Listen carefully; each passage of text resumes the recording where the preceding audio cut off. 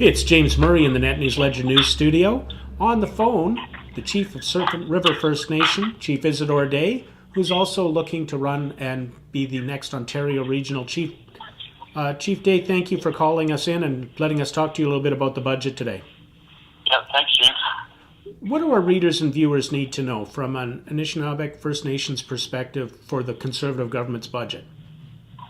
Well, I guess first of all, I'd like to just maybe, the theme for the Conservatives' budget as it relates to First Nations is it's a cold shoulder budget. We see some things in the federal budget, like $248 million in the Aboriginal workforce over 5 years. We see $30 million in land management. We see over the next 3 years that the federal government wants to invest $12 million in the Inspire. We also see $75 million in species at risk over 2 years, and about $100 million in federal contaminated sites. Well, I think out of that, we don't really see a whole lot of capacity development in terms of the shared economy, shared benefit to treaty lands approach.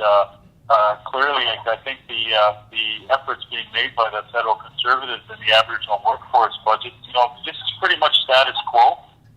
There always is a need for folks in the labor force, and again, we don't see issues like housing in First Nations.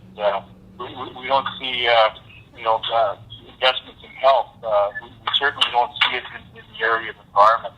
So I think James, what we're seeing here is the federal government really just wanting to move towards an election and win favor of its constituents and voters in the mainstream, but no real investments in First Nations for us to move our nation to the agenda forward. Do you think that they basically skipped over the opportunities and thought, well, who cares?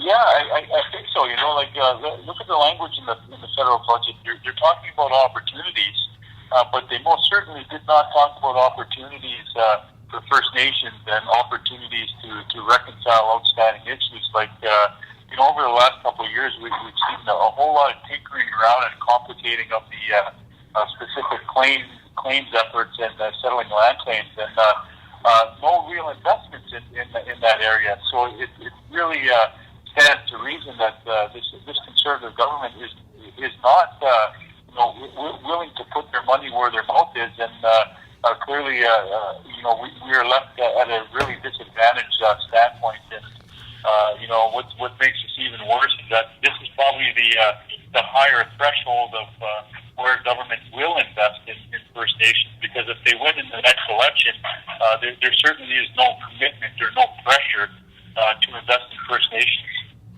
So I think we've really found ourselves in a tough spot here with this federal budget. So what's the next steps?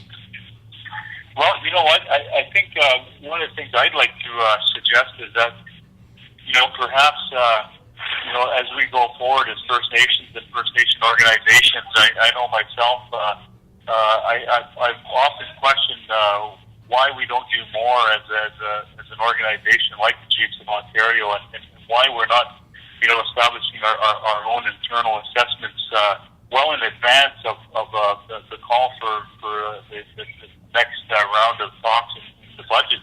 And I think our job as the Chiefs of Ontario and getting the proper information out in front of the federal government, I think, is the work that we have to do.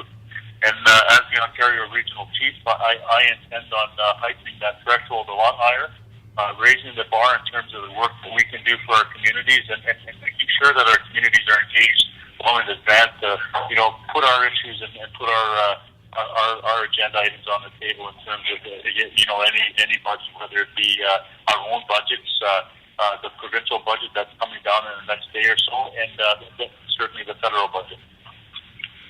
Chief Day, I think you've put it in a nutshell very well. Thank you. Miigwech. Thank you. Talk to you again.